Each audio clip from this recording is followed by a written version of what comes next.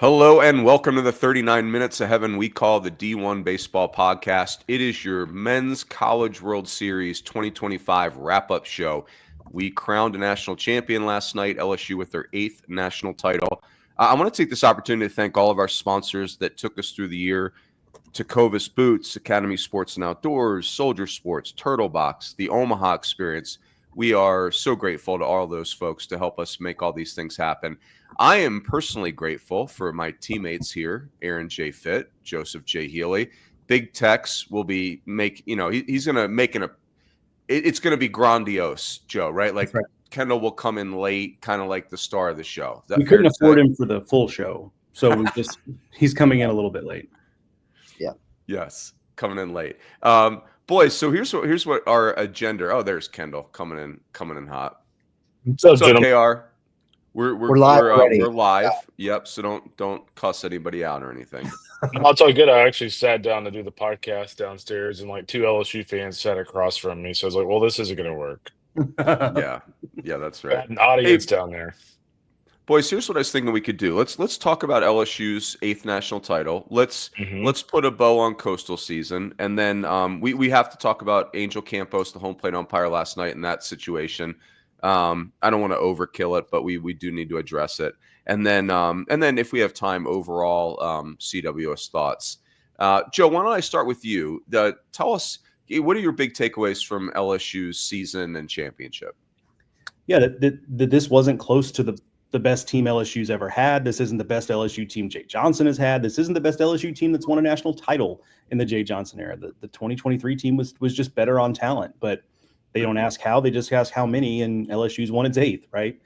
I think it's also within that, I think the reason why that worked, to a point you've made before, if folks watching or listening have been following along during this CWS, we've made this point before of this coaching staff does an outstanding job of using the entire roster. When rosters tend to get shorter, metaphorically speaking, theirs gets deeper.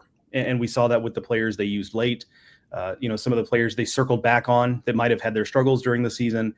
And when it came right down to it, yesterday they were fully operational and they weren't as exciting or talented or just buzzworthy as that 23 team that was just, littered with superstars. But again, they ultimately got the job done.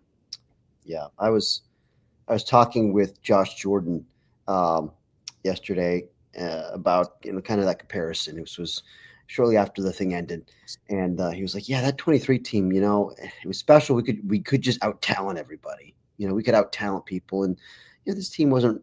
And I use this in the lead of my story, but he's like, it's kind of more like a old school Tigers, like Ryan Theriot, and like that's it struck me, and I wrote a lot about that in my story."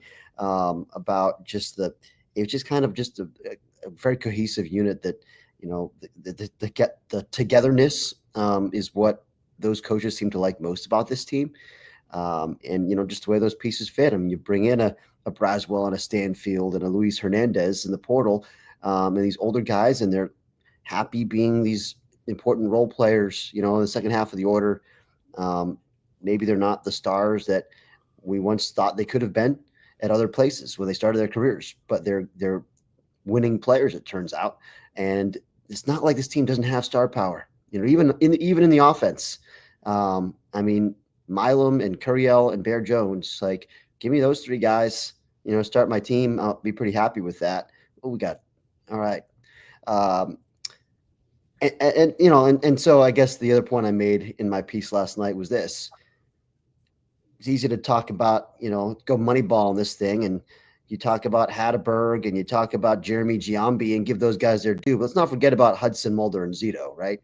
Like it's Anderson and Ianson. We said that all along. Anderson and Ianson. This is why I fell in love with this team in March, as a team that I thought was the best in the country, because I just was so all in on those 2 guys. And it felt like they had enough other arms behind them. And it turned out it was just a matter of finding out which were the ones they could really trust. And Cowan was one of those guys, and he delivered for them when they needed him in Omaha. Of course, we talked a lot about Case and Evans, but, in the end, Chase George, guys, like the talent went out, and they kind of brought him along masterfully. And Kendall, I think you kind of wrote about some of the pitching development and the job they did building this club, but it was really impressive.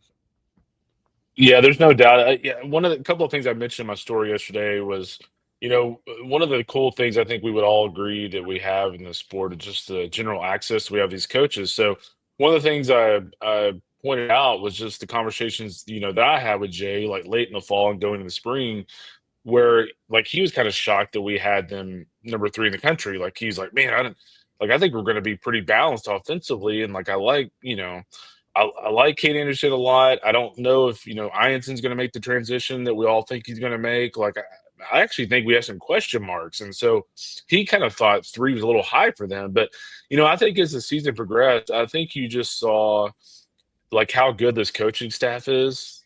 Jay Johnson is a guy that throughout the season pressed a lot of the right buttons, believed in a lot of different players. I mean, there was a point in time, and I know Joe has kind of talked about this a lot on Waypoints, is there was a time earlier this season where like LSU fans didn't want Chase Shores on the mound at all. And it just, goes to show you what can happen, because what happens, he's on the mound at the end of the season. So to win the national championship. So I do think that there was a big time belief component here, but there's no doubt. I mean, a lot of guys stepped up. A lot of guys made quick transitions. Danny Dickinson, that was a guy that didn't have a great fall. I remember Mark Etheridge, when he went and watched LSU in the fall, he was like, man, like Dickinson's fine. Like he's nothing special. He ended up being pretty special for them. Anthony Ianson, the stuff is undeniable. But again, you're going from UCSD to the juggernaut that is the SEC. No problem. So I think there was some excellent coaching done with this team, excellent managing done with this team, and ultimately I agree with Joe. I don't think this team was anywhere near what 2023 was. Of course, that team had 2 unicorns and Cruz and Paul Skeens, but this club was interesting, and this club was, for the most part, was very consistent. And I add one more thing, Runes, before you hop in. Our guy is it Fire 3449 in the comments mentions, Ethan Fry ended up second on the team in home runs and batting average, and hasn't been given enough credit. And I think that's a good point. I just talked about 3 guys, the star power at the top, and I like Ethan Fry a lot, and I didn't even mention him in that group because he's kind of felt to me like in that tweeter between the stars and the support guys. But I think he needs to be considered a star. I mean, he's a super talented guy that wound up playing up to his potential and was an important piece there. Yeah, go ahead, Kendall. Finish your thought. No, just real quick. One quote I just loved from Jay yesterday was, he kind of talked about regional, super regional, SEC play, and I love the fact to me it's like the kind of the epitome of LSU baseball. He's like, when the tournament came, that was our time. Like the tournament is our time, and I just love that quote in general, because it just goes to show like LSU is a really hard team to beat in the postseason. That's why I give teams a lot of credit when they can actually beat them, because, I mean, they go into any game in any series in a postseason thinking they're definitely going to win. And I wouldn't say Arkansas doesn't think they're going to win, but like there are programs about Arkansas where you're kind of waiting for like, oh boy, what's going to happen next? Whereas like LSU, it's like, okay, what are they going to do to actually win? Like they're going to find a way. What are they going to do? How dramatic is it going to be? So it's just a cool program in general. Yeah, I'm with you, Kendall. I loved when Jay said that the tournament is our time. We're paraphrasing, obviously, great. but that's a very powerful quote and so spot on. And I think that's why we all gave North Carolina so much credit last year when they had to look the Tigers right in the eyeballs and win that regional. And that was, man, that really struck me. And I just, this championship was all about LSU's championship pedigree in baseball on display. It's the OG of fan bases in our sport. They attract the best coaches like Jay Johnson. I think soup to nuts really is the best head coach we have in college baseball, the best combination of development and CEO and all of the above. And, it's Jay's 3rd finals as a very young coach. It's bonkers. And, it was incredible. I mean, there's so much to process from this because it just felt like very old school. Like it was, I don't think LSU had the best position player group in the country or in the SEC, but they had an extremely functional winning position player group. And, you combine it with that pitching and, I just, and I think the final thing I'll say on LSU is, having Skip Bertman there was so cool. Skip is the architect of all of this. And, lost his wife early in the year. And, Skip created this program. Even when Skip was there, LSU was really hard to recruit against because for many reasons. But one of the things that really stuck out to me was the LSU kids would lay down in traffic to wear that uniform. Like, good luck getting a good player out of Louisiana that's not going to LSU. It's because they chose not to take the kid, right? It's not because you beat them in recruiting. And then they have all this scholarship money to go recruit the nation. And I think this team reflects that, right? Like, there's so much West Coast flavor there. It's just an incredible compilation of so many different concepts. And Milam, and I wrote this too, Stephen Milam and Monster Milam and Bear Jones, ironic given their nicknames, they ham and egg this thing. Like, I think they're the 2-star players, and they just took turns. Like, Jones would go off, Milam would just kind of play fine, and then Jones would have a tough day, Milam would go off. Like, I felt those two guys in the middle of that group just made it all okay every single day. And that's a great reference to the Rune Servations. If our listeners check those out, really fun read last night. We had all 4 of us wrote again 2 days in a row, cranking out some content. But the Rune Servations were fun. I love the ham and egg comparison with those two guys. I think that's a good point. Another thing that I kind of wrote last night is I think it's kind of obvious, but I'll just underscore the point. We all know at this point LSU is the gold standard in modern college baseball, has been. I mean, for 35 years. This is their 8th championship in 35 years. It's crazy. I mean, USC has 1 in that time. Texas has 2, right? Yep. Oregon State has 3. That's it. Yep. LSU's got 8. I mean, it's just, and this feels like the second kind of golden era for them now, because the others were, they were kind of spread out. Once we got, you got those 5 from 91 to 2000, then you get the 1 in 2009, and then 1 in 2023. All right. But like, that's nice that they were able to sustain their excellence over that period. But like, those are kind of spread out. Now we got 2 and 3 years, and it feels like there might be more coming, because Jay Johnson and that coaching staff, and give Nate Yeske credit and give, Josh Jordan credit. Like, it's an elite coaching staff. Yeah. And it's, led by, I think you're right. I agree with you. I think right now Jay Johnson is at the very, very top of the profession. And it's just hats off to him. It's really, really impressive what they've done there. And yes, you're at LSU. When you're already at the gold standard program, this is kind of the expectation, fair or not. But now it's a lot easier to actually do it. To win 2 titles in 3 years is not easy. And again, it feels like there's a great returning core coming back, and just their ability to recruit and work the portal and develop and all those things. There's just no reason to think they're going to drop off at any point. Well, yeah. And as Spencer Scott in our comments section points out, that guys, that's a pretty good foundation. Yeah, sure is. So Curiel, he says, for the listeners, Curiel, Milam, Will Schmidt, Kason Evans, and Jake Brown are some big returning pieces that he says I think will help them get back to Omaha in 26, and I think that's spot on. Yep. Hey, to put a bow on those their LSU guys, like I do think, as dominant as they are programmatically, man, this season was another great reminder how thin the margins are. I mean, Little Rock was unequivocally the worst team in the field. And they, I'm not taking, they won the OVC last year. Like, I'm not saying, Little Rock is a good program. This was not a good Little Rock team. It was a team that went 8-16 in the OVC. And sure enough, they are leading LSU in Game 7 of that regional. Like, I think in the 5th inning, maybe the 6th inning. And I think I think it might have been even been the top of the 7th. Yeah. Was it the top and of the I don't 7th? say, I think it was. Yeah. It was late, and I don't say that to take a shot at LSU or say that they got lucky. I'm saying that to say that that's what is required to win a national title. Like, you have to survive moments like that. Like their mini series with Arkansas could have taken a lot of different turns, obviously. And I also want to say this for LSU, I think this is fun. Like, we get it that SEC fatigue can be a real thing in college sports and college baseball, particularly. The league has now won 6 straight titles. The league has now won 7 of 8 titles.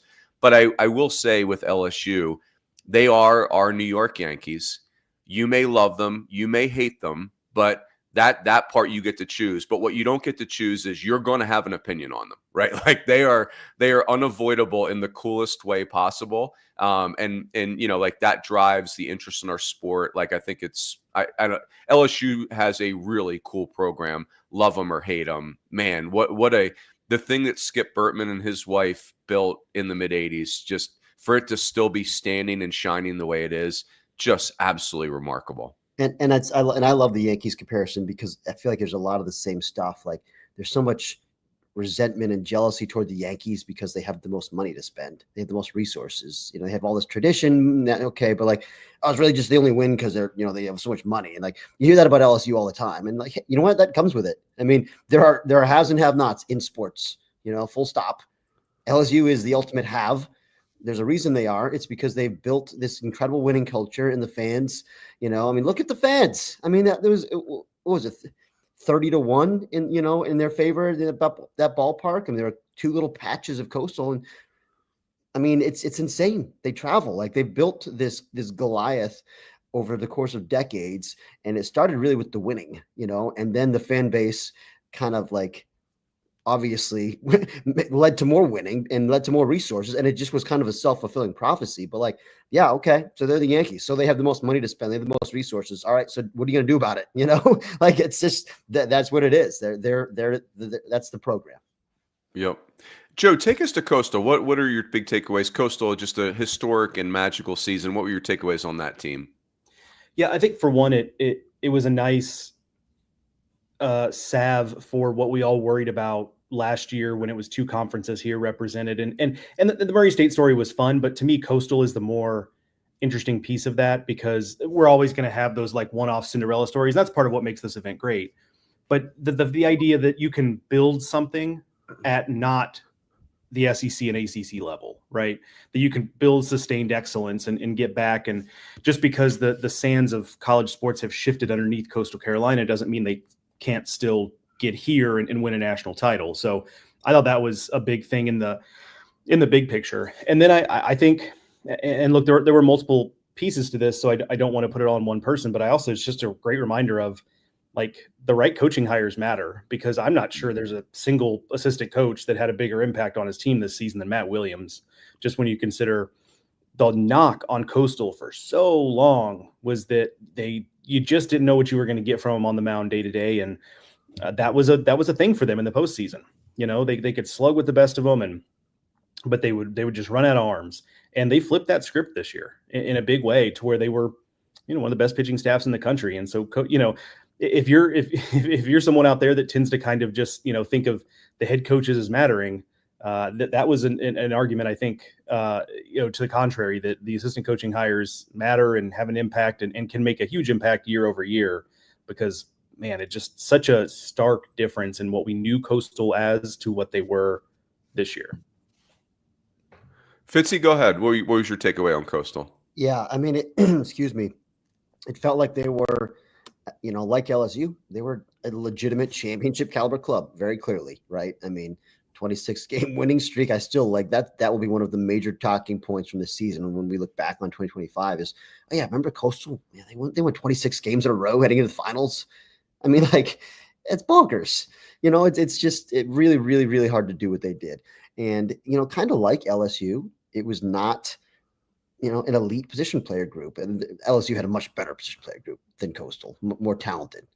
But like, this was not LSU's best position player group by a significant margin. And certainly it was not Coastal's by a significant margin either. And it felt like kind of like LSU, all those pieces just fit together. And it was a lot of professional at bats, and they played great defense, and they just smothered teams for most of it. And then we get to the end, I'll tell you what, we'll talk about it later, but I mean, it felt like they kind of just got rattled early in that game, and then they recomposed themselves because that's what they do. They're a veteran group, and then they just got beat, and so when you're going up against Ianson and Anderson, the margins are very thin. You can't afford to make any mistakes really. And they just couldn't generate much offense, which is understandable, but like, you got to find a way to win a 1-0 game, and they came out just on the wrong side of that first 1-0 game against Kane Anderson. They had a lot of opportunities. It's not like they were completely shut down. They had those 7 free bases, walks and hit HBPs. They just couldn't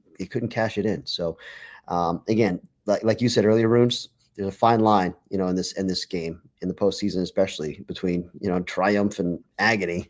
And I don't think this team will have to do with agony, because it's not like it was a gut wrenching, like the Arkansas loss was far more gut wrenching than I think either of these Coastal losses. These guys are going to walk out of here probably feeling okay about themselves. Like they had a chance to win it all, and that's disappointing.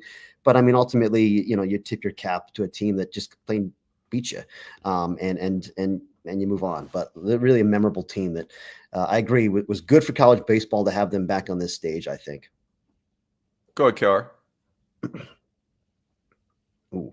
You're muted if you're talking. Sorry, the people walking around me. I think the two things that kind of stand out to me is, Kevin Schnall kind of pointed this out in the presser after game one, or it might have been after they clinched the championship series. But, when you look at this Coastal team, from a positional standpoint, they lost Graham Brown, they lost Derek Bender, they have a new coach. It's kind of funny. People were asking Schnall about, his expectation with his team coming this season. And, he was like, hey, man, we lost a Hall of Fame coach. And I'm sure he has a lot of confidence in himself, but I mean, that is true. They lost a Hall of Fame coach. They lost some big time bats, and yet here they are. And so I think the job that he did this year was incredibly impressive because, not to throw strays at other programs, but there were some first year coaches this year with some talent who didn't do very well. So what Schnall did this year was pretty incredible. I think the other thing for me that stood out in the postseason, just watching Coastal, obviously, we know plenty about Coastal. I know Fitt had seen Coastal late in the season, but, I had not seen Coastal in person. So to see Coastal's, arms throughout the postseason was incredibly impressive because, this is a team, if you go back to the 2016 club that won the national championship, it's not like that was a team just loaded with guys throwing 96, 98. Like Cam Fluke's stuff in the series opener was as good as I've seen all year. I mean, it was 96, 98 the entire performance. So the thing that excites me about Coastal is, man, if I'm a recruit in that area of the country or frankly anywhere, and I see the job that, as Joe pointed out, that Matt Williams did with that pitching staff and with the talent they have on the mound, man, that all of a sudden becomes a really attractive program for me. And the other thing too is, if you're a mid-major out there, like that is the model. Like it's a perfect example of if you're willing to invest in your program, you're willing to invest in your staff, there is a pathway. It's not an easy pathway. I don't think Gary Gilmore would say how they got to the 2016 championship was easy, but there is most definitely a pathway. Yeah. I'll just say, to put a bow on Coastal, I love that you mentioned Matt Williams, Joe. Like this whole College World Series had a little bit of a Renaissance feel to it. And, Matt, and coaches don't just go from elite to terrible overnight like that. I get it that like coaching is, it's volatile, just like playing is. Sometimes your methods jive with a certain team. Sometimes they don't. Sometimes we fall behind in coaching, as things change. But Matt Williams has been excellent at this for a long time. I was really pleased to see him shining. And I just, Coastal, like you said, Kendall, just fun, right? Like lead the set the Division I record for hit by pitch. Like just that says everything I want to know about their team. And like you said, the pitching was just outstanding. And I didn't think that they were Kevin Schnall was right. They were not some Cinderella that snuck into the finals and got overwhelmed by an SEC team. No. The scores were 1-0 and 5-3. And, they were excellent. They just didn't get the big hit. Go ahead, Fitzy. And I'll add this too, because I think Kendall made an important point about how they're kind of the blueprint for the, that good, high mid-major. And I was talking with Chance Miller last night, their AD, and he, they're very excited about the direction. They're going all in on baseball. They already are, but like they're going with the 34 scholarships in the full. Awesome. And that's big time, and he was talking about just the impact that this run has already had on just their, applications. I mean, they had so many more, just people clicking and applying now in the last 5 days. I mean, it's a huge jump. And so this kind of run can make a big deal for a program like that. And but their commitment And again, like I was there for the regional, and it was so cool. I mean, you got 6,000 people, and it's just 360 degrees all the way around the stadium with that boardwalk that they got.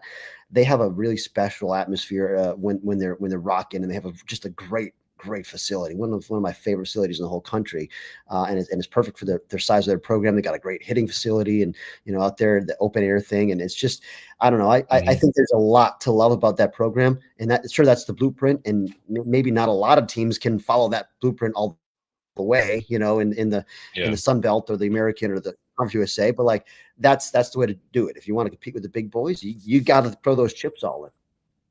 Yeah. But by the way, Runes, maybe this is a segue for you, but the other thing I love about Coastal is Kevin Schnall's bar fight meter. Yeah. Yes, extremely strong. Let's do that. So let's talk about the Angel Campos situation. So, like if you just came back from a trip to the planet Jupiter and you didn't see what happened yesterday, in our national championship game 2 for the national championship, we had a home plate umpire, Angel Campos, eject the head coach of Coastal Carolina in the bottom of the first inning. So I'm going to get a couple caveats out there.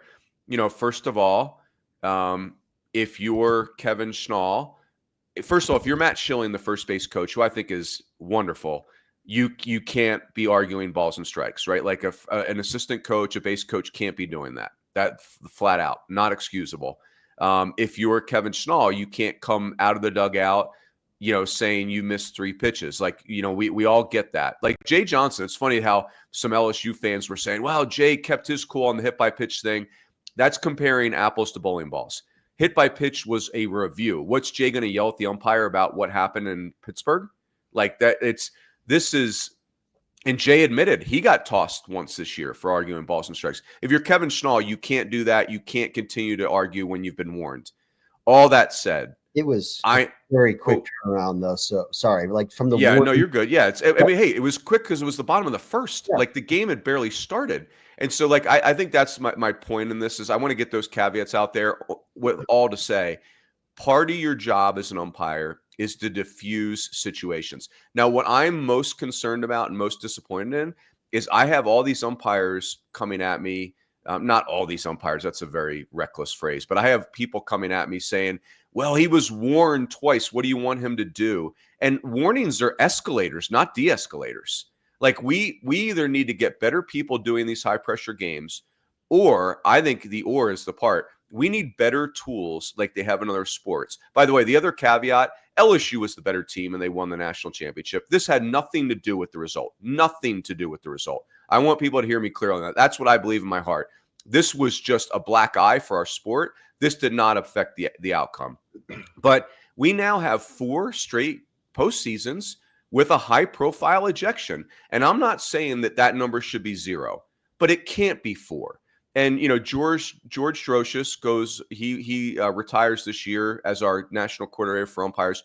George is a wonderful man who I know loves college baseball. I think that streak of 4 is a real black mark on his tenure as the national coordinator umpires. I think we've got a crisis in this deal. Coaches and umpires have no relationship. There's no trust there. And if Angel Campos, he was an umpire in the big leagues, if he can't diffuse that situation in the bottom of the first inning, I'm sorry, he shouldn't even be doing conference tournament games, let alone. I do think it's not just Angel Campos. I think we need to give the umpires tools to help them diffuse these things. And again, there's culpability everywhere, but for us to indignantly sit back and say, hey, the coaches and the players have to do better. I'm sorry. No, I'm not up for that answer. The sport has to do better. So I'll get off my soapbox. Whoever wants to jump in there, guys, go ahead. Yeah, I think that's good soapboxing, first of all. Thank you. Soapboxing. A lot of points. I mean, first of all, Angel Campos, you mentioned there's 4 straight years of incidents. He's now been involved in half of them because he's the guy who injected Cam Canarella famously against Tennessee that year.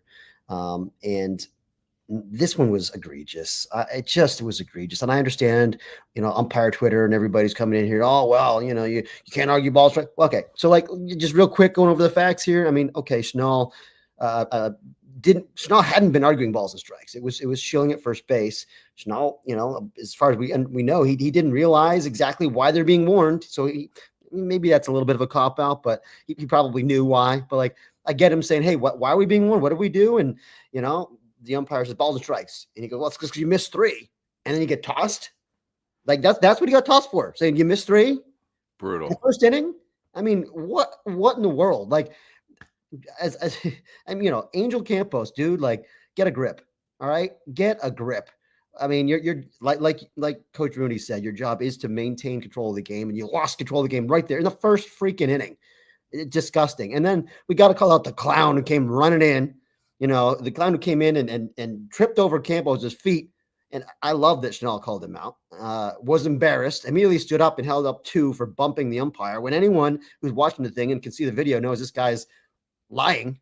That's not what happened. And then they put out this statement saying that, oh, well, the 2-game suspension was for extended arguing, when really that's not what happened. We're just revising it after the fact. That to me is egregious. That's the biggest black eye of the whole thing. Is he's changing his story or somebody's covering for him or whatever it is. That's not what happened. And we have audio, the guy's mic'd up, right? Home plate umpire's mic'd up. We can hear, we can go back and play this through. We need accountability, because if you guys have all this authority, you can just unilaterally suspend somebody 2 games. You need to be held accountable. And if you're lying, about what happened, that's a problem. And because that's why he stayed out there arguing longer, was because he didn't bump the guy, and the guy ejected him 2 games for bumping. I'd be pretty pissed off too if that happened. And so, review the tape. These guys don't need to be working the College World Series again, because that was outrageous. Yep. Yeah. Well, I had a coach send me Angel Campos's like strike zone chart last night from the season. And it might have been from the College World Series only, but it was not impressive. Let's just put it that way. And so I appreciated Schnall in the post game, kind of going scorched earth. I feel like, and I'm not bagging on other coaches here. I get it. But like, so many coaches are like, oh, no comment, or, I don't really want to get into that. And Schnall just doesn't give a damn. He's like, I'm going to say what I'm going to say, and if there's ramifications, there's ramifications. So I appreciated that. Also, by the way, the Russian judge gives that ump a 8.8 on the dismount. It was a poor landing, very poor landing. I'll just say that I think all good points, but one thing I kind of come back to, we talk about tools to deal with this. I wonder why how do I phrase this to make it not like, why is it not okay for a coach to sit in the dugout and chirp about your strike zone? Who cares? Like, I've truly never understood the you can't argue balls and strikes. Why not? If you do it from the dugout, who cares? Like, what, like, just let him talk. I watch a lot of college basketball and college football, and every weekend in college football, there's some poor referee set up on the sideline, and the head coach is 6 inches behind him, complaining about something all the time. And the referee is just staring straight ahead, and they just go on with their job, and it's understood that's part of the deal. And I'm not really sure why baseball has to be different. Now, if Kevin Schnall came out and stood on home plate and made it to where the game could not continue, okay, we can have a different discussion. Yeah. For Runes' point, let me actually tie this back to a point that was made. What ends up happening is head coach, top step of the dugout, arm on the rail, right? Like, and says, hey, let's just say he said from the dugout, hey, you've missed 3. Umpire looks over, says, I've had enough, like, stop. And that's where it starts to escalate, to Runes' point. Like, why do we need that stop? Who cares? Let him complain about your strike zone. Like, I'm not really sure why we need to be policing the way coaches talk to umpires. Now, if he's making it personal, whatever, but 99 times out of 100, that's not the case. It's just complaining about the strike zone. Right. So I'm not really sure why we have to have this little, like, policing discussion about this. Just let him chirp. Like, just let it go. Like, that's creating the problem. The fact that we feel the need to, like, hush these men in the dugout, like it's like there's some sort of like offensive to critique someone's strike zone. Like, it's just get out of here. I mean, college football coaches will literally throw headsets in their face, on the ground in their face. They'll cuss them out. I mean, college basketball coaches, if you watch, John Calipari, or Healy on a given game, like, I mean, they're chirping at the ref all the way down both ways all game long. Yeah. Whereas baseball, it's like, hey, we're sensitive flowers over here. You can't say anything. Yeah. I think that's a good take, Yeah. Joe. I just want to circle back real quick because I got, this guy in our comments saying, no, the 2 games were for excessive arguing. Get the facts right at least. Well, listen, man, this is what I'm trying to tell you. Okay. The NCAA in their statement claimed it was for excessive arguing. Schnall said it's because the guy ran in, tripped, and was embarrassed and gave him 2 games for bumping. So there's a discrepancy. That's the whole point here. There's a discrepancy between what he's saying and what the NCAA statement says. I believe what he's saying, and I talked to Matt Schilling, and he told me exactly what happened from his perspective, and it's exactly what Schnall said. I don't believe those 2 men are lying. Okay? And so that means somebody else is, and that's a problem. So get the facts right. Yeah, it's so anyway. There'll be more discussion, but I think I heard a rumor that our new national coordinator for umpires is Scott Klein, who's a famous umpire, famous name. I don't quote me on that. I could have that wrong, but I think there's work to be done there. Like if we can't diffuse a situation in the first inning of a national championship game, I don't know what we're even doing. And again, like I'm not saying Kevin diffuse a situation does imply that Kevin Schnall had lost it for a moment and was out of line. I get that, but man, we can't put that fire out in the first inning. The game was barely 5 seconds old, and if we can't diffuse that situation, to me, that's not even a hard one. Like that's not even like 5 innings of I don't like your strike zone. Like we were like 40 pitches into the game, right? So again, like if we. And I think some people don't view the umpire's job as to diffuse things and put fires out. I do. I think that's the most important part is keeping the tone of the game on point. And so anyway, more to come on that, I'm sure. Boys, why don't we wrap it there? Due to our hard stop, we will have more time this summer to talk about just reflections on the season. The truth is this was an awesome season for college baseball. I mean, just awesome. It was so ironic, like one of the lowest totals ever at the Chuck for home runs, but it was the second highest total for home runs in regionals and super regionals. So it's trying to get your arm around that. Like it's, as you've said, Fitzy, it really is the conditions mattered there, not necessarily the equipment, but like the 3 Pac-12 teams in Omaha, a Murray State in Omaha. I mean, it was just an awesome field. Gage Woods no-hitter, Cade Anderson, most outstanding player. There were so many great things to chew on in this NCAA tournament. It was really, really fun. So I want to say thank you one more time to our sponsors all season, Tecovas Boots, Academy Sports and Outdoors, Soldier Sports, Turtle Box, and then the folks at the Omaha Experience in Omaha. I want to say thank you to my 3 teammates. So fun navigating the season with them and all of our teammates at D1. There is so much great stuff on the website, especially from the College World Series. If you're catching up on reading like I am, you will not be disappointed. It's just, Joe wrote a great thing on Arkansas, and if you believe in jinxes, I thought everybody's game stories from the finals were great. Man, like the renaissance of LSU or Louisville and UCLA, who felt like parallel programs on opposite coasts, and for them to both be in Omaha and show well. So again, really cool stuff.